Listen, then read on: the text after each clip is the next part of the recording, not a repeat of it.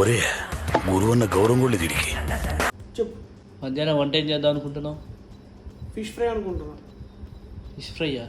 వాళ్ళు సాటర్డే కదరా. Fried rice చేయనా? సరే వెజ్ ఫ్రైడ్ రైస్ చెయ్యి. ఓకే. నా వల్ల కాదండి. నాకెందుకో కోళ్ళను చూస్తే నా చెల్లెళ్ళలాగా, మేకలను చూస్తే నా తమ్ముళ్ళలాగా అనిపిస్తుంటాయి.